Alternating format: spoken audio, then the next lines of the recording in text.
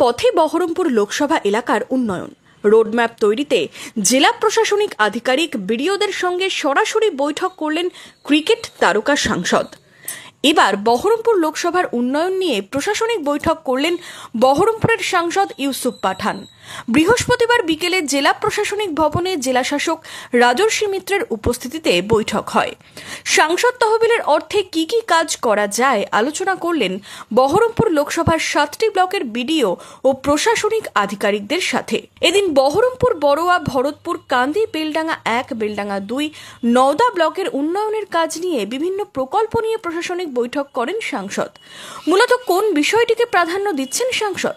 বহরমপুরের উন্নয়নে সাংসদের फोकस है की एजुकेशन और मेडिकल सर्विस को लेके रोड मैप बनाना है, क्योंकि यहाँ पे एजुकेशन और ध्यान देना है कि मेडिकल अच्छा यहाँ पे मिले। और दूसरा जो भी मीटिंग हुआ बीडीओ से और डीएम से, पंचाननतला থেকে বেলডাঙ্গা रेलवे ओवरब्रिज নিয়েও এদিন आश्वास दें। पंचाननतला का भी मैं खुद अभी वहाँ पर जाके देखूंगा भी, और वहाँ पे काम तो चालू हो गया है। पंचाननतला का बेलडंगा का जो है वो रुका हुआ है, एक टेक्निकल कुछ प्रॉब्लम है उसके लिए भी कल मीटिंग है।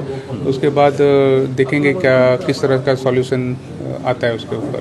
বহরমপুর শহরে স্পোর্টস একাডেমি গড়ার আশ্বাস দিয়েছিলেন আগেই, বাস্তবায়ন হবে কবে কি বললেন সাংসদ? स्पोर्ट्स के लिए यहाँ पर प्लानिंग करना है। मैंने कहा था कि यहाँ पे एक स्पोर्ट्स एकेडमी अच्छा सा बनना चाहिए। मैंने स्टेट गवर्नमेंट से भी बात किया है और वो बात आगे बढ़ रहा है, और टाइम लगेगा, थोड़ा सा टाइम देना पड़ेगा, क्योंकि एक अच्छा स्पोर्ट्स एकेडमी यहाँ पे बनाना है। বহরমপুর থেকে চিরঞ্জিত ঘোষের রিপোর্ট, ইমাজিন কমিউনিটি মিডিয়া।